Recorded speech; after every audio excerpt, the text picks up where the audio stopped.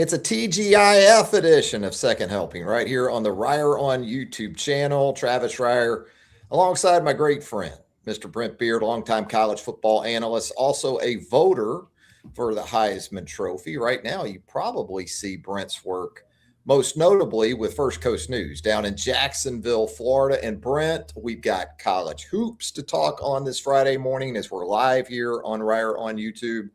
We've got spring football to talk about. We're going to get specific about the Auburn Tigers. The last couple of weeks, we've tried to find wins for Alabama and Florida. This week, it's the Auburn Tigers that we're in search of W's for in Alex Golesh's first season as the head coach of the Auburn Tigers. We'll start off with hoops here in just a little bit, but we got to mention the passing of Lou Holtz, right? Yes. Yeah, no doubt. He had a good life, really did tremendous things for college football in a lot of ways. One of the interesting things that came up yesterday on March the 4th when he died, that Newton Rockne was born on March the 4th and Lou Holtz died on March the 4th. That's some serious symmetry when it comes to Notre Dame football. Yes. Right there. Yes. Well, and Holtz, a few things that seem to get overshadowed not only by his tenure at Notre Dame, where he won the national championship in 1988, but also his television work, the personality that he became. There's a generation of college football fans that identify with Lou Holtz more so with the late night ESPN Saturday night, Reese, Mark May, and Holtz doing their thing. I mean, that was good television back in the day. It really was. He was also a two-time SEC head coach. Now, Arkansas, he was there before the Hogs, obviously, were in the SEC. He was at South Carolina, and also did 13 games with the New York Jets, as hard as that is to believe. Well, I remember talking to Reese Davis about this. Reese, Mark May, and Lou Holtz did. Trev, was that college football final? I think that was the OG. Yes, yes. And Reese told me that that he had to wake Lou up off the couch before doing the midnight edition of that. But it was. Just simply tremendous television in many ways. But Travis, how many guys could coach at William and Mary and NC State and Arkansas and Minnesota, Notre Dame and South Carolina? I still think maybe one of the greatest bowl game wins was the victory over Oklahoma when Holtz was at Arkansas, and I'm being facetious here, but they suspended about a quarter of the team before the game and ended up winning and beating Oklahoma 31-6. That was amazing. And meanwhile, on the other side, you knew Barry Switzer wasn't suspending anybody. Oh, no, no. The Sooners, maybe the Sooners were out in South Beach. Maybe. Maybe they were underserved in terms of their respect for the Arkansas Razorbacks in that one. I've said it before. I saw Arkansas and North Carolina in one of the first bowl games I ever attended was here in Jacksonville, the Gator Bowl. Yes. Dick Crum was your head coach for the North Carolina Tar Heels, and Lou was the head coach for Arkansas. That was what has since been remembered as the Fog Bowl, because a fog in late December settled over the Gator Bowl, where I was sitting, even in the old Gator Bowl, which didn't even have double decks or upper decks back then. You still couldn't hardly see the field by the third quarter. So it was one of those memorable nights. Of course, Coach Holtz, I was there in 93 for Notre Dame, Florida State, and South Bend. That was the first. Here's some symmetry too. That was the first on-campus college game day show where you had the game day guys on campus there at the Convocation Center in South Bend. So Lou was coaching in that game, upset or knocked off the Seminoles. I don't know how big an upset it was, but certainly memorable times as it relates to Lou Holtz. 89 years old, as you said from the outset, a life well lived. And as much as anything, what you miss about the Lou Holtzes of the industry here in the last, I don't know, 10, 15 years is just the character the guy was in the coaching ranks. You just seems like you got fewer and fewer of those. I mean, you got hardcore football guys, and that's great. But the personalities, the fun, those type of things, it doesn't seem like we have as much of these days. There was a great story about Mark Mangino when he was at Kansas that he got a call from Lou about a month after he took the job, gave him some good advice. The call lasted about 30 minutes. And before hanging up, Lou said, by the way, the guy you interviewed for your wide receiver position yesterday, don't waste your time because I offered him $100,000 more than you did. That was a tough spot for Big Mark to be in at Kansas. Don't you know it was? Going against Lou and that sort of resources there. Hey, speaking of resources, the SEC, where college hoops is concerned, Brent, the Florida Gators just on an amazing run to cap this 2026 SEC regular season. Now, still got one to go. Got to go to Rupp on Saturday, but go with the understanding that the Gators, once again, are your SEC regular season champs, winners of 10 straight, weren't even at full strength a couple of nights ago on senior night, and still, after a sluggish start, blew the doors off a really struggling Mississippi State team right now. But, boy, Todd Golden, once again, got it going at the right time of year. And when I look at Florida right now, it's hard to think about them and not have them pretty much right there. Yeah. I've been a believer in Arizona all season long, Michigan too, for a large extent. But I got the Gators right now with Zona, and I know a lot of people have Duke up there. I'm not quite there with Duke yet, but Zona, Michigan, Florida, I could put them all three right there together. Yeah, I would agree with that.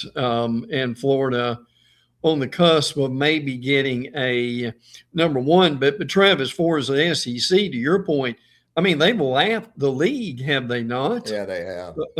In that, I mean, in one of the more recent games, 108-74 over Mississippi State. Look, I know Mississippi State has struggled, but man alive, and you've got guys like and Trev. This is not just Florida's playing well. Florida's historically playing well. There's a reality of it. You know, Cheney Lou has had basically a double-double in basically every game. Thomas Hall. I mean, who didn't even play midweek against Mississippi State. That felt like load management in the NBA. Like, it's Mississippi State. Let's not put too many necessary miles on this guy's tires before we get into the postseason. Good point. And Golden's already won his 100th game, which is amazing too. But look, I mean, they are whatever number you want to pull out, they are doing as well as anybody, 90+ points in 6 straight games. That right now, there's really no one in the conference. Now, Trev, my question to you is, do they and if you're a competitor, and I understand you want to win, but do they want to win the SEC tournament, or would they, or if someone upsets them, would they be pretty happy about that? I think the beauty of the double bye is it's not the load that it could be otherwise. I mean, you're still going to have to win 3 games, right? Quarters, semis, and then the final. But that's not like 4 or 5 games, right? Yeah. Like if you're playing in the opening round or Wednesday of that tournament, that can be detrimental, I would think, in terms of the big picture. I'm sure the way they're wired, they want to win both. Typically, you want to sweep, leave no doubt, regular season tournament champs. But in terms of impacting their overall seed, I don't know how much it's going to matter. If they go into Rupp this weekend and double-digit, proud Big Blue on its home court. I would think that would be close to enough to get one of those 1 seeds, if not enough. I think the thing for Florida is you probably just don't want to go to Nashville and go out in the quarters. You know, you win a game, even if you lose in the semis, I think you're still feeling good about that. I believe there is region play in St. Pete, so that would make a lot of sense for them in terms of opening the NCAA tournament. But really, as you said, it's about the 2 seed at this point. And you got Alabama and Arkansas in that mix. Alabama had its 8-game win streak snapped at Georgia. Georgia with a huge win in terms of its NCAA tournament prospects in that double-digit win over the Alabama Crimson Tide at Stegeman Coliseum on Tuesday night. Arkansas playing very well right now, too. Some scenarios coming up this weekend. If Alabama beats Auburn on Saturday, it's the 2 seed. A loss and an Arkansas win, then you got Arkansas in that spot. But really what you're looking for right now is that double bye, and it looks like both those teams are very comfortably inside that. Yeah, I would agree. Trav did Alabama had won double-digit games in a row, obviously, going into that Georgia game. And I give Georgia credit. They've had 3 decent years at this point. But I really wonder Bama was just out of gas. I'm not trying to make excuses for them. And Georgia played well in that game too. But you could tell Bama was not in any mood to play defense in that game. Philon had a good game. And look, 22-8, 12-5. There's certainly nothing wrong with that at all. But again, yes, give Georgia for winning a big game when they really needed to do it. They did. Catchings was unbelievable in that game Tuesday night. Just everything he looked at went in. Yeah. But you're also right about Alabama defensively. That game Tuesday night, I tweeted this or X'd it or whatever. During the game, it kind of felt like how you could envision Alabama in a second-round game in the NCAA tournament. Quick turnaround, as you alluded to. What a win over Tennessee, comeback win over the Vols on Saturday night up in Knoxville, then turnaround early Tuesday, play in a place where it's not a tough place to play in terms of raucous crowds and students. Is anything, it's tough to maybe build motivation to go into Stegeman because it's oftentimes sleepy Stegeman is what I refer to it as. Yeah, really. And it wasn't. Give the Georgia fans and the Georgia team credit for giving their fans a reason. But sure, that's sort of the way I could envision Alabama having problems in the NCAA tournament. Starts on the defensive end where they really just don't have anybody that'll step in front of the ball. Right. Like the ball just goes wherever it wants to go. They've got size in Aiden Sherrill, but he's become more of a shot blocker, but he's not this sort of undeniable presence there at the rim. People are still going to attack the rim. And again, they don't have a Herb Jones. They don't have that kind of glue guy that'll just step in front of the ball. And you can tell me all about, well, they don't call charges anymore. I see charges being called. Yeah. It's hard to get, you know what? You know when it's hard to get a charge called? When you won't step in front of the damn ball. That's right. You'll never get a charge. I promise you that. No. If you don't have someone that'll step in front of the ball and stop the ball, yeah, you're right. They're not going to call charges. But yeah, that's what. And to your point, I think Nate Oates has done a really good job. I mean, this team wins 13 league games. Yeah. And that's really, really good. I think they're a 16 caliber type of team. But again, they could run into some issues as early as the second round. So we'll see how that goes for the league moving forward. Big week coming up in Nashville. It's a big stretch for Mark Pope coming up. We talk about Florida, Kentucky from the Florida perspective. Mark Pope doesn't need to get blown out in Lexington on Saturday. I don't think he's in imminent danger, although you're going to have a change at the AD level, as we know now, in the Commonwealth. So, need to win that game, but if you don't get pantsed by the Florida Gators on your home floor. Yeah, and they lost a difficult game to A&M. Kentucky did, blew a lead. Now look, A&M's hard to handle. I agree with that. Now Kentucky's in the tournament. There's no doubt about that. But Trev, would anything surprise you about Kentucky in the tournament? Could they have one of those befuddled games in either in the opening round or the next round, or could they go on a bit of a run? I think they may be a bit of a wild card right now. They could be. I think they've had a key injury or two that it's a little problematic for them. But they have pieces. Do they have $22 million worth of pieces, which they supposedly spent on this roster? I'd say they spent $22 million on a roster that's probably more like 10 in terms of real production and value at this point. But sure, they're good enough. They're good enough to get to the 16, I think. I'd have a hard time envisioning them beyond that. But, it's not like this has been an overachieving group.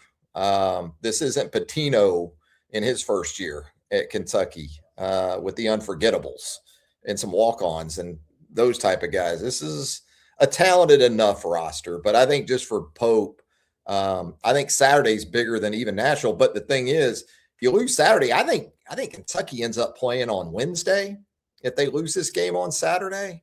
And I know Nashville and I know the tournament likes having Kentucky in Nashville for as long as possible. But yeah, that's not a situation you want in terms of if you're Mark Pope. We seem to have lost Brent there, but when he returns, we're going to jump into finding some W's for Auburn football in 2026. What about it for Alex Golesh taking over the program from Hugh Freeze there on the Plains? We're going to do what we did with Alabama a couple weeks ago and what we've done with Florida most recently. And it looks like Auburn almost unanimously is going to be projected as anywhere between probably 6.5, 7.5 wins if you're Alex Golesh. And that's not the worst thing, taking over that program. Now, there's a reason why you're taking over the program. Hugh Freeze massively under-delivered during his time with the Tigers. But Golesh comes in from South Florida, former Tennessee offensive coordinator, so plenty of familiarity where the Southeastern Conference is concerned. Hell, I think about South Florida the last couple of years. South Florida had a home and home with Alabama, saw Florida in the regular season. So even from that perspective, Golesh has seen plenty of the Southeastern Conference. Now, defensively, I like that he was able to keep DJ Durkin as the defensive coordinator. So some continuity there, not only in terms of probably guys that you wanted to keep and were able to keep. Now, massive departures for Auburn on the defensive side, as we'll get into here in just a little bit, when you talk about especially that defensive front and you talk about the cornerback positions. But with Golesh coming in, it kind of feels like USF North. It really does, because we'll just run through some of the highlights of the guys that have come along with Alex Golesh to Auburn. And it starts with Byron Brown at the quarterback position. Even the backup quarterback from USF, Lachlan Hewlett, has made the switch to Auburn. So your depth chart at the quarterback position going to be heavily USF center. There he is. There's Brent. He's back with us. Yes. So we're talking Auburn here a little bit, Brent. And I've gotten into the offensive side of the ball here. We're going to kind of move through this from a roster perspective. Then we'll get into the schedule. Talking about Byron Brown coming in, the depth at quarterback that Golesh has brought with him from Tampa to the Plains. And, I think Golesh is kind of like Josh Heupel, which should make sense because he worked with him or for him at Tennessee. You think a lot of times about explosive passing game and pass plays and that type of stuff, but it's still going to start with the run game, and that's where Byron Brown in his time at USF, he rushed for over 1,000 yards last season. He had double-digit rushing touchdowns in 2 of the last 3 seasons. So you start thinking about combining Byron Brown with Jeremiah Cobb, nearly 1,000 yards ago for the Tigers. And then you add some portal guys like Bryson Washington from Baylor. He was right around 800 yards for the Bears last year. Nakai Davenport comes up to Auburn from USF. He rushed for 612 yards and 7 touchdowns for the Bulls in 2025.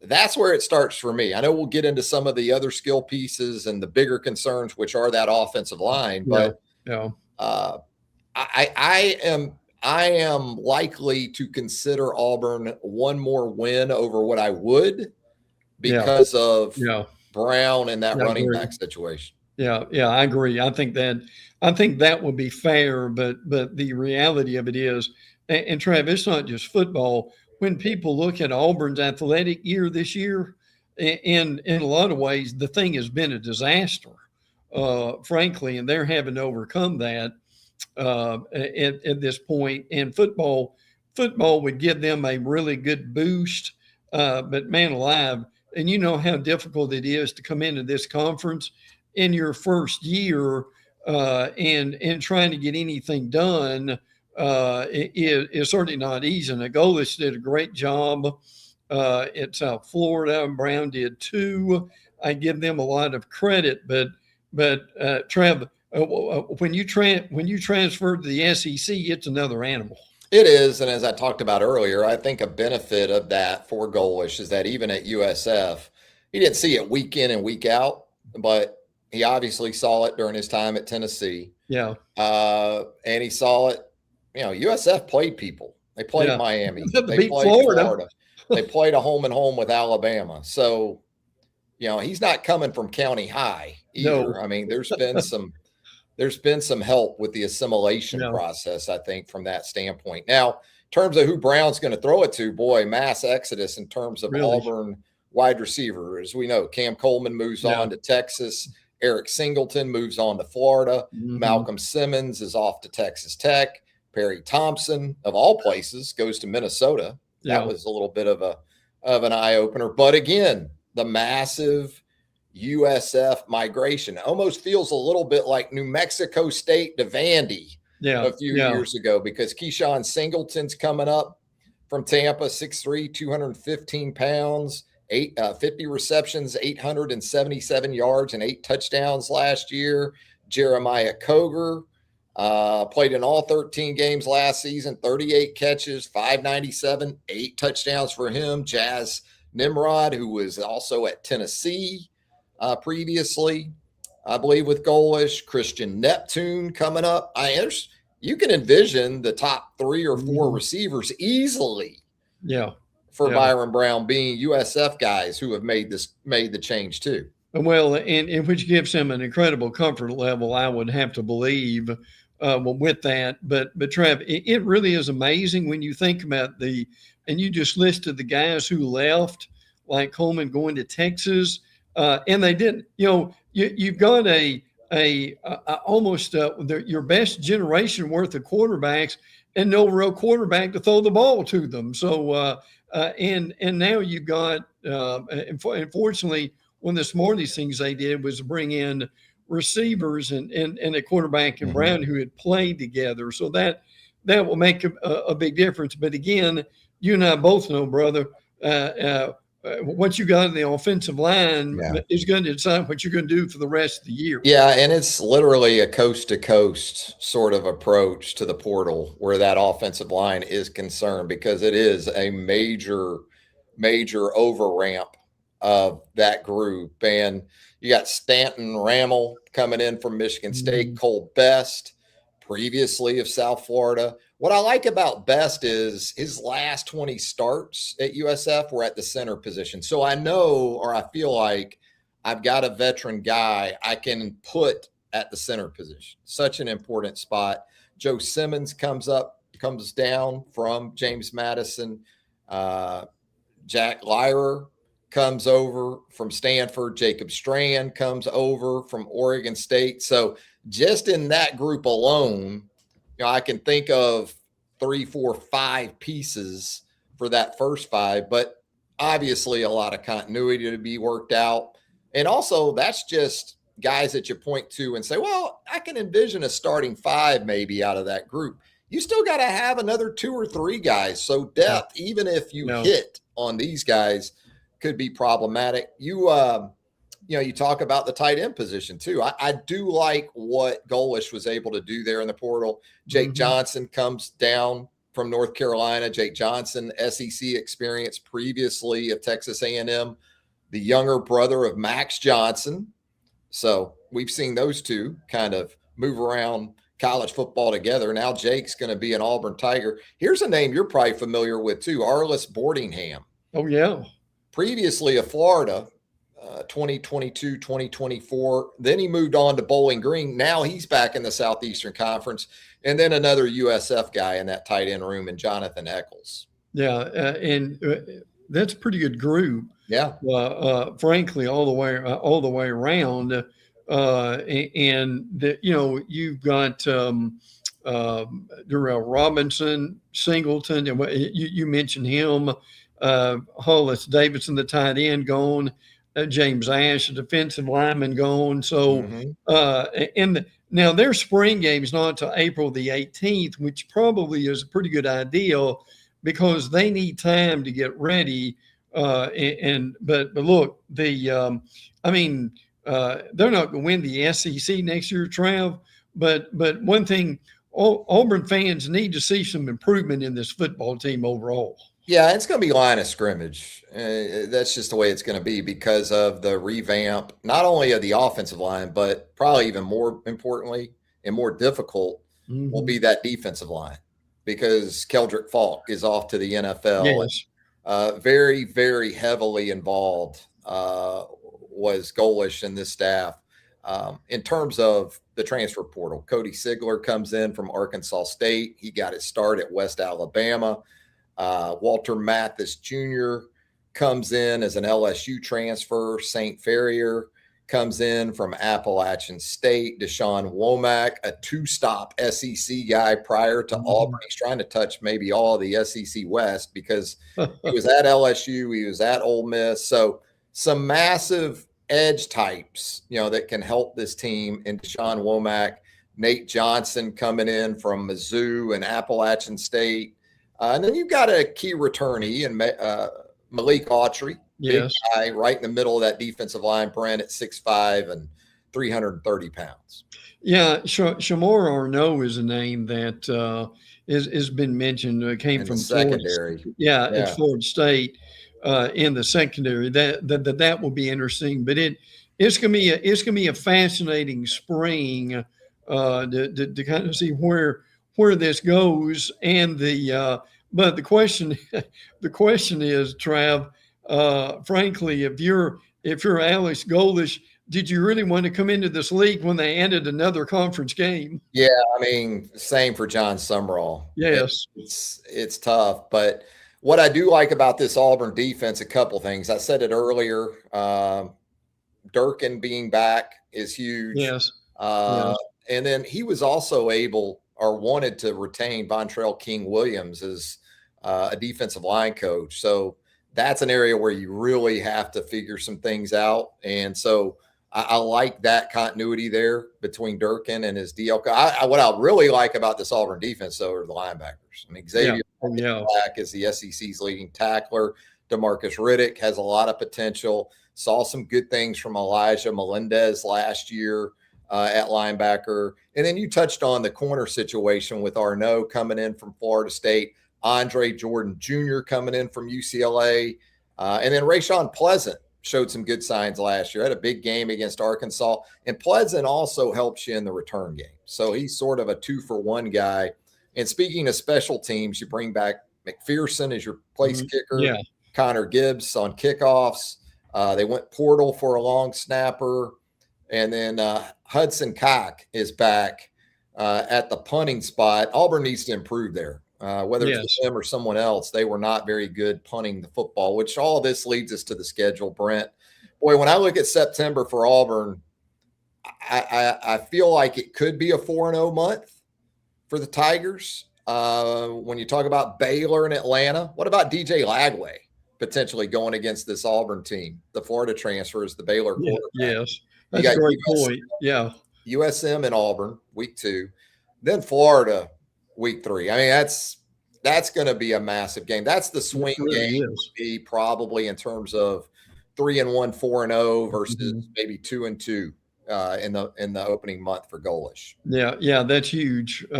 Frankly, and that really is huge for the Gators. And these two teams, frankly, have not played in quite a while. For some reason, I go back to when Tara and Bowden was at Auburn.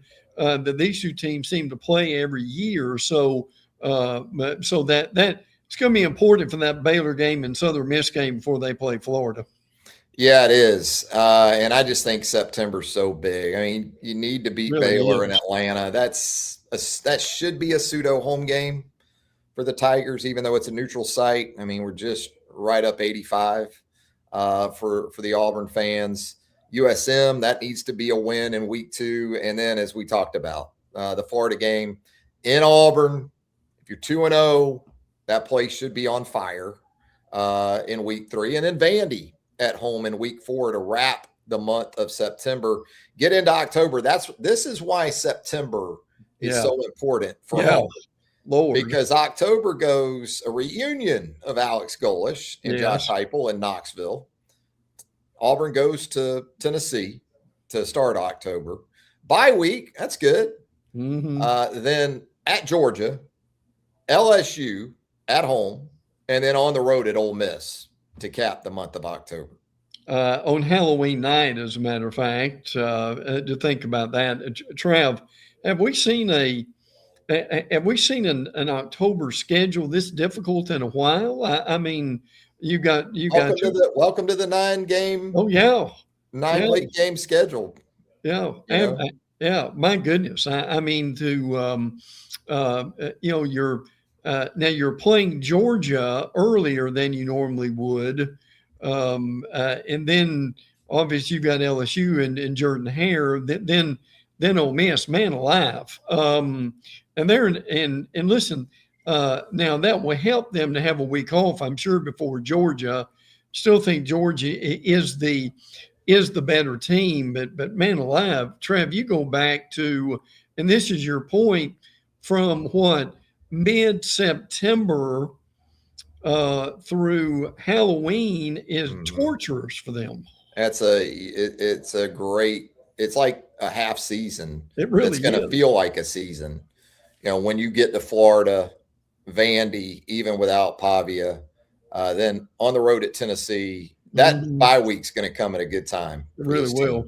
Right there in the middle of the schedule, pretty much, and before you go to Georgia, LSU, Ole Miss. Now you get to November.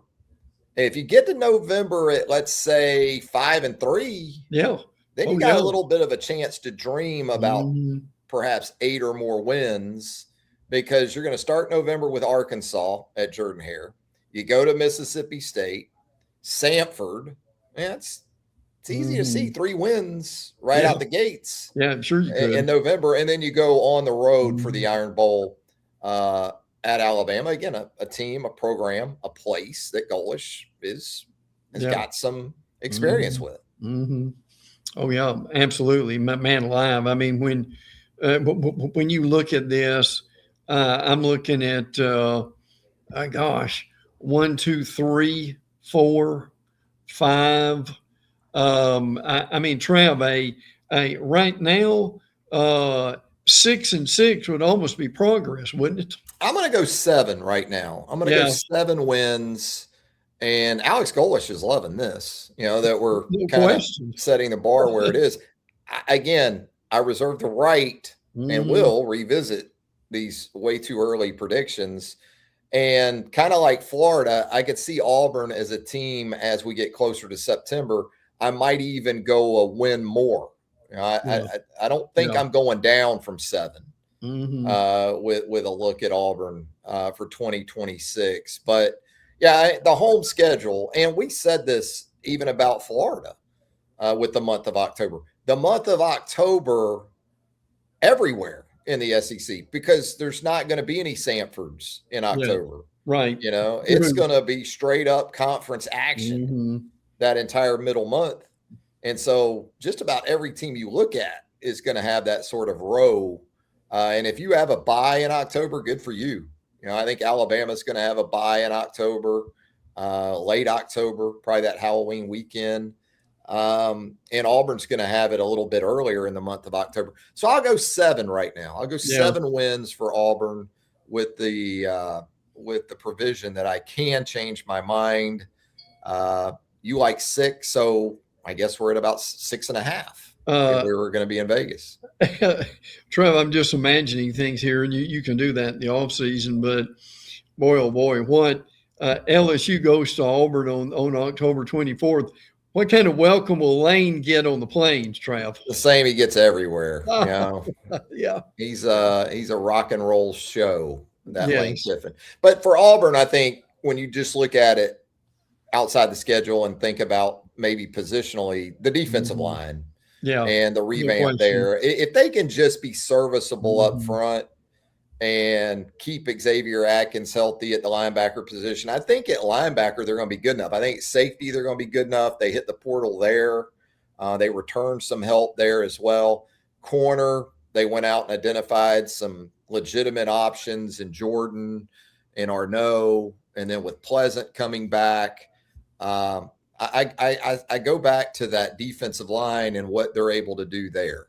And even there, I take some comfort in knowing Durkin and kind of the setup's going to be in place that we've seen previously. Offensively, Byron Brown's health, because of how in the SEC you're thinking about using that guy, even at 6'3", 230 pounds. I mean, if you're going to get his carries up there, that's where you worry a little bit about the Auburn offense, the sustainability of that. With Brown running the football. And then, if the running game for whatever reason isn't having success, can he throw it well enough in a league like the Southeastern Conference to get the job done? But certainly run heavy, I would think. And Bama Bob chiming in here, Brent. He's asking us, were you shocked at all about how bad Freeze left the program?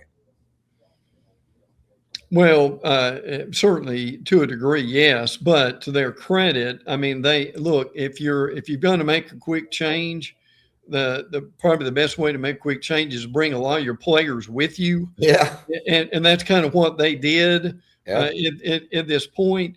But look, I appreciate the question greatly, Trav. The one I'm looking at is Jim Knowles is a well-known D coordinator, was at Ohio State and Penn State. Now he's at Tennessee. Man alive. How, Trev, how difficult is it going to be for Auburn maybe to even score in that game? Yeah, that game both ways could be that kind of game, because you think about Tennessee at the quarterback position right now. What's that going to look like? And right now as it sits, give me Byron Brown in that matchup. If we're going to talk quarterbacks, sure. I just think that, again, home games are huge. It's almost like the NFL now, and it's always been important in college football too. But boy, now more than ever, if you're trying to get to that 6, 7, 8 win threshold, you have got to take care of business at home. And that's where for Auburn, you think about the games that they should win at home. USM at home, Florida swing game, got to beat Vandy at home, right? LSU at home. Yes. That's Samford at home, Arkansas at home. I mean, when I think about those 6 games or so, I can envision 4 wins. The difference is going to be, can they get a 5th out of those between Florida and LSU? Can they pull one of those out?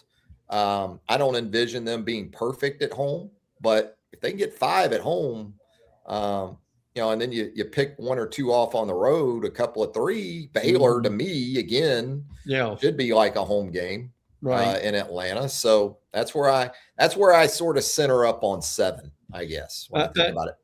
I tell you what, though, again, I'm just thinking defense for some reason. My stars, Trav, Tennessee, at Georgia, LSU, and at Ole Miss, and those teams and those defenses, are they going to be able to keep Byron Brown upright throughout that foursome? Yeah, that's why I hit on that just a little bit ago. The sustainability of Byron Brown in an offense where you get his carries up around 200. Really? And he's a big dude, but he had some injury issues even at USF. Yes. A couple of seasons ago, not so much last year or 2023. So that's going to be the key to the drill. Taking care of business at home and keeping Byron Brown healthy, and the defensive line being at least good enough, right? So that Xavier Atkins, Melendez, Riddick, and the rest of those guys can kind of do their thing. So there you go. That's the Auburn Tigers, finding some wins for the Auburn Tigers here in early March. Hey, Brent, I know you've always got a few nuggets, a few notes for us. Hit us with a few of those before we get out of here. Yeah, I'll be glad to. Again, just to make the folks remember this, is the big meeting today with the president of the White House discussing issues with college football. We're not saying that they're going to figure all this out. I think they've got too many people on the committee that they will have to pare down at some point. But I give them credit for at least starting some conversation and seeing where that is going to go. I think is going to be fascinating. Trev, I'm also curious your thoughts on Will Muschamp returning to Texas, this time as D coordinator. A lot of excitement about Boone coming back with Texas, and he's kind of taken a little bit of time off. So Boone should be recharged and ready to go. He should be. Maybe he should be in DC today to bring some legit energy to that group, because I have no expectation of today in DC. I think it'll be a hell of a photo op. Well, we will be, won't it? You know, I'm very much a recovering cynic, Brent, as you know. And so when you bring these photo ops to me like today, I had no expectation. It'll be a hell of a team picture. Oh, it will be. My hope for today is that they can get everyone sort of in that team photo, staggered rows. Yeah. You know, with Saban in the middle holding the football like this, and maybe have some captains on either side of him or something, you know, like he would do in the team photos. But yeah, I mean, great.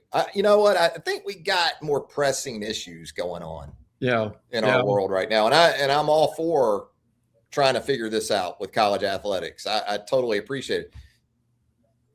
Today's just whatever for me. Well, and something maybe more realistic.